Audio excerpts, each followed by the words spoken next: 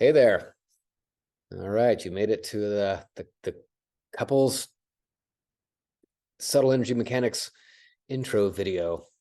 I want to I'm going to hand you over to myself here in a minute, and I'm going to do a video demo of what it is that I teach, that I've learned, and I teach couples to do with each other. And for me, it was a game changer. And I mean, literally, it was the game. There was one game that I used to have in my intimacy, and that I loved. I love it forever. And then I came across this stuff that shouldn't be real, and it shouldn't work, and we shouldn't be in our 40s or 50s or however old you are, and just being now exposed to this stuff. Like that's not an insignificant, to me, a not insignificant statement. In fact, it made me so actually angry when I first saw this stuff that I thought that I was being hoodwinked. I thought it was whoever was showing me this stuff was a charlatan, or it looks like voodoo, and that it certainly shouldn't work.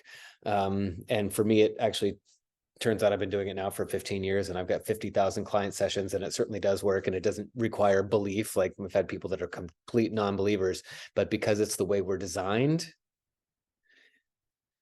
it continues to work. I mean, it's like drinking water. I can just believe this water is not going to work, and it's still going to work in my body. So it turns out it's based on a more accurate narrative of what we are, that's more in line with yogic philosophy and Shiva and Shakti and energy, than what we've learned here in the West. And I had myself a tough time sort of integrating the two worldviews. It really, when I first saw this stuff, it really threw me, because I was like, I don't even know what I'm looking at, and I don't know what to do with it.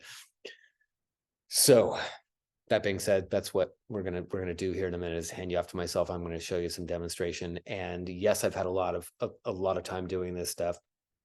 And that doesn't mean that you can't watch this and start playing with it with the two of you today.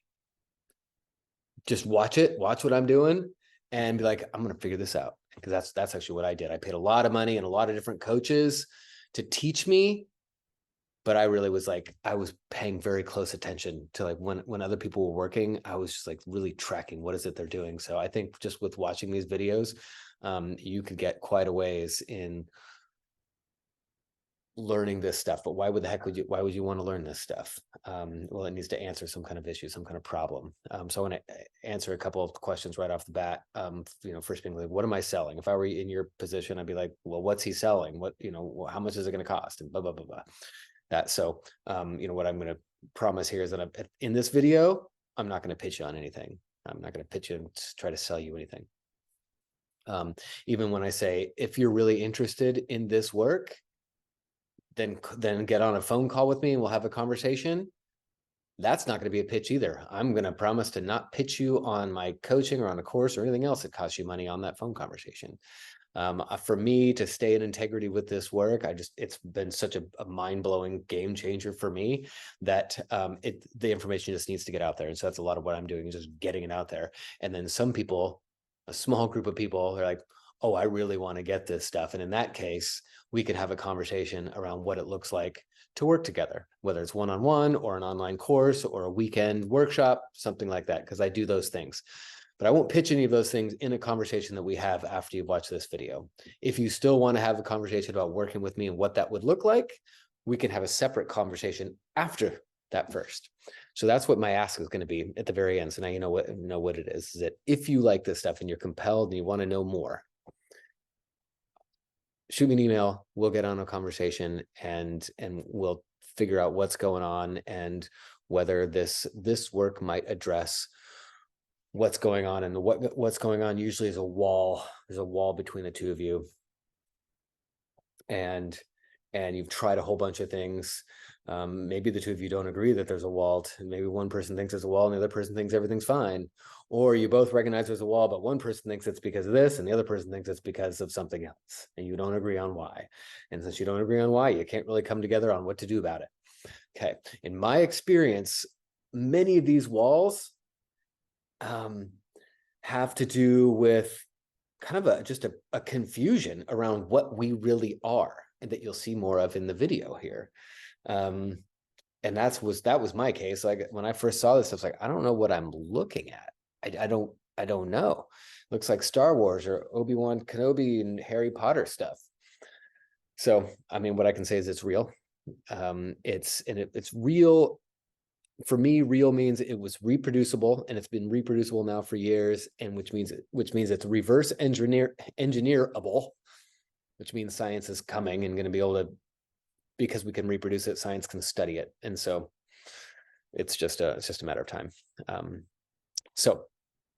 going to hand you off here, and then you can watch. And anything else that I want to say before you go? Basically for me, what the issue came down to in my relationships where I was missing something. And if we just imagine that we're playing a game, because I like to gamify this, because imagination plays a big role, but not in the way you think imagination would. But we're playing a game, and to play a game well, you have to know what each game, I don't know, what are game pieces? Yeah, game pieces. What each game piece can do as it's going around the board. And the foundation of why this work makes such a difference for so many people is that we're in a culture where we've been told not the complete story about what our game pieces can do, our actual human game pieces can do. And when you build the right container, build the right experience, like you're about to see in this video, or in any of the other videos on my YouTube, just you can watch all of those. That when you get that we actually have different capacities as game pieces, we can create an experience where you'll actually witness in real time different things coming up through your body and coming up through somebody else's body, that will actually start to build, and you will demonstrate a connection that's there, a deeply felt connection that's really managed by what I'll call an animal language, like our first language. And it'll just feel very, I'm going to say intuitive, because that seems to be the best word, because it just seems to, there's a intuitive language that's coming between the two of you, that's before thoughts, it's before words, and does require presence, and it is a practice, and it could be even called a spiritual practice. But it's clearly, I get excited about it. So anyway, thanks for showing up. And if in watching this, you get a glimmer of hope because it looks like something that you haven't come across and it seems exciting, then yeah, let's hop on a call. And if not, well, best of luck to you. All right. Hey, everybody. Welcome to this intro workshop video here. I want to make a special video for you, see if some of what I'm going to show here and talk about is going to answer some questions that maybe some painful ones that you might find yourself in your intimacy, in your intimate container with your significant other. It was something that I ran into in my relationships in the past, and my misunderstanding around what my partner was and what I was caused so much pain and God, and just like disconnection and shame. Yeah, that just caused me to just really to buckle down. And I found just some embarrassing behaviors coming out of me, like gaslighting, especially when I found myself denying when my partner would observe something that was true, but my logical mind said there was no reason why she knew that. She should know that. And so I would say, well, you can't know that. And so then I would just dismiss it. And so I had a big humbling lesson coming when I started to really double down on my commitment to actually just exposing myself to the question, what is true? What is somebody who identifies more with the Shiva component or the Shakti component? And we'll say that Shiva being the masculine, and Shakti being the feminine. And in this day, I do want to say, in this day of a lot of discussion going on with gender, I want to remove the terms masculine and feminine from that discussion and talk more about the one person plays. If we take the moment that's happening right now, it's one moment, and we split it into two parts. One part is like a magnifying glass. The other part is everything that the magnifying glass is looking at. For example, I'm going to play magnifying glass right now. I'm using my focus, and that's what I have control over. I'm using my focus in a very particular way. Lizzie here, who's not my intimate partner, right? And we're talking about the yoga of intimacy here, which implies there's some sexual energy, energy that's there between the two of you. I'm showing how Shakti and energy can move through the body without there being a sexual polarity happening here. This is something that I do with clients, in a very non-sexual way. And I work with my family, my kids, and my aunts and uncles and mom, right? So there's a way to play with this energy in a sexual container, which is what I'm talking to you about. And there's a way to do this in a non-sexual container. So right now, Lizzie and I are demonstrating what I didn't know 15 years ago, was that there's dual and there's non-dual. In the non-dual,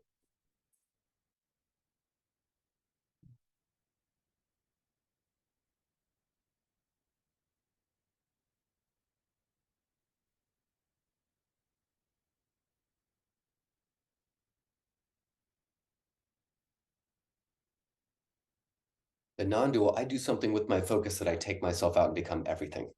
When I do that, she responds. When I start thinking about it, when I'm like, oh, look, I think I'm being non-dual, her body settles down. That's a great thing to have if you want to use your intimacy as a mirror for your own spiritual development, to go there together. Because if you're just trying to do it by yourself, if you're sitting in meditation and you're trying to track when you're successfully non-dual, but then you've gone thinking, you might wake up to your thinking 30 seconds or 60 seconds later, and what you've done is you've missed the point where you switched. So it's really hard to learn quickly when you miss the signposts like a minute later. But if you have somebody who's allowing their spinal cord and body to reflect to you if you're being present or not.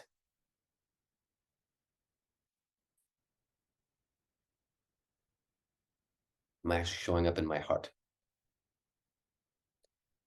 Now, in an intimate relationship, one person is going to mostly be playing the energetic expression of the two of you. The other person, would be me in this case, would be playing the consciousness, the presence, the actual structure component. Like I'm actually tracking kind of this whole space as a hologram, like the architecture of space. And as I move the architecture of space, as I contort it, I watch energy move through it. Now there's mechanics to this. There's 5 different layers for you engineers out there. There's specific mechanics to this. There's very specific things that I'm doing right now with my focus, subtle things with my posture, just like holding a magnifying glass, right? When you're trying to burn a leaf, right, on the sidewalk, you've got to get just the right spot, and you got to get the right spot between the sun and the magnifying glass. The light beam comes down, and then you got to hold it, right? If you didn't have the leaf there to show you exactly how small that point of light was, we all know from playing with this as kids that that's a really kind of tricky thing to be able to hold and stabilize there. It's the same thing with our focus, but look how fantastic this is for both of us.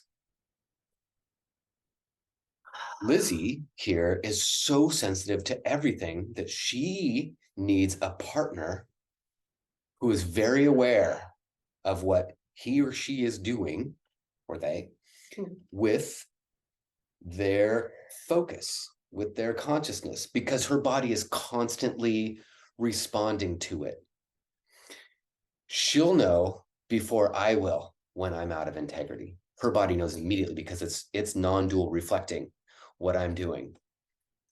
So I'm actually slower because I have to see her start to drop off. Then I have to go, oh my gosh, I think that means that I've dropped off and now I'm out of integrity. So I got to come in here and start to find myself again, if that makes sense. And I go through a series of things just like you would if, say, you're hunting with a bow and arrow. What are all the things that you play with?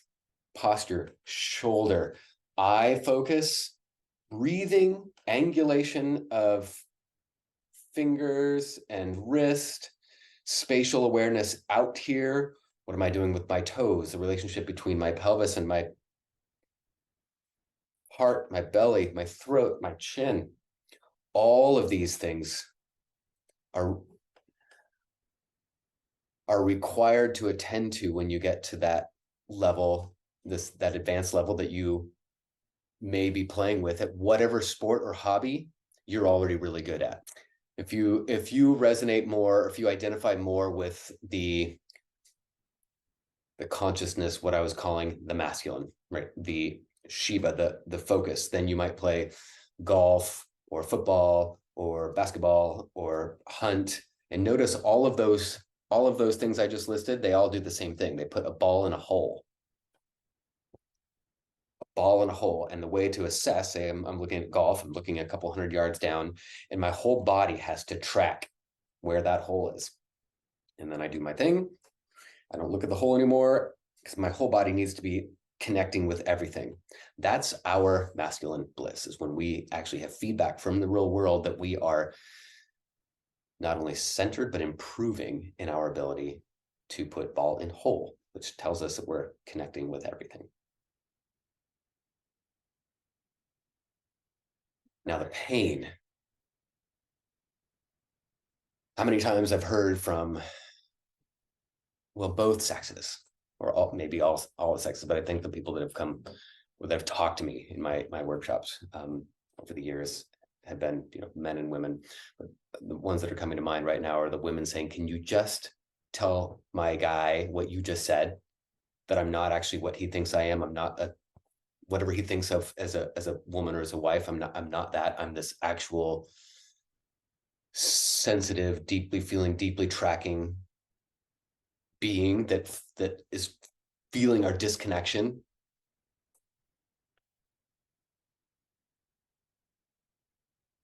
Thinking about a couple that I worked with earlier this year, and at the end, I worked with them for the weekend. At the end of the weekend, we sat down and chatted for a bit. And I asked him, what other things had they tried? And had they tried to work with their relationship? They'd been married for 25 years and divorced for 5, and they were still trying different things to continue to work with what was the core of the possibility of the two of them being together after 30 years and 5 in divorce. And after doing this work for the weekend, he said in effect that the results we've gotten in the last 2 days by doing this work, I have spent hundreds of thousands of dollars, is what he said, on all these different modalities and therapies trying to figure this one thing out. And this has gotten us there. And the two of them were in tears off and on that whole weekend, because we're not doing any kind of therapeutic approach to fix something that's broken here, other than we're playing a game. Lizzie and I are sitting here playing a game of what's reality. What if we take the moment, we split it into two, one person plays focus, one person plays energy, and then we learn the anatomy, we learn the mechanics of how subtle energy moves through the body. So I've created a training for this, because there's so much pain out there, and in many, many situations, what's needed is a change in the narrative about what we are and how we interact. What can I do with my focus, and how can I schedule my day so that It acknowledges that she's feeling everything. And then I can actually relax in one of my favorite things to do, which is just to play in space. I don't have to reach out and do, which can be so painful for us that like to do so much just with our spatial awareness. So if any of this resonates with you, there are a number of books out there. You can look into yogic philosophy, the nadis, the koshas, the bandhas. You can, I think, David Data talks a lot about this. I think there's a number of other relationship coaches out there that talk about this kind of stuff. Though I'm not bringing really anything new to the discussion other than my way of describing it, and then having broken down the mechanics for this. Because for me, what I needed to know was, what do I do? How does this game work? What are the rules, and what do I do? Right, and that's the mechanics. Like, how do I hold this thing, and how does it go? And when it shoots to the left, how do I re-angle it to get me closer?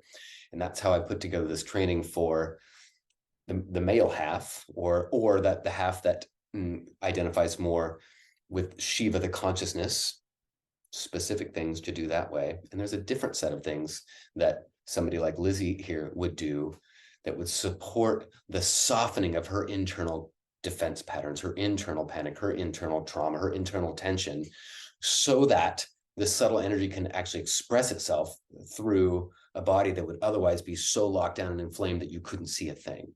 So there's a lot of work for each side of that equation to do. And I'm not here to save things that shouldn't be saved, but to help clear up confusion, can reduce suffering. And I'm just going to piggyback on the Buddhist priority here. Is like, life has so much suffering in it. And if we can start figuring out some of the mechanics for how we can reduce suffering, let's just go with the low-hanging fruit. And this Shiva, the Shakti thing, this magnifying glass light thing is pretty low-hanging fruit. If you can play with what you're already fascinated with, deep feeling and moving and deep emotion,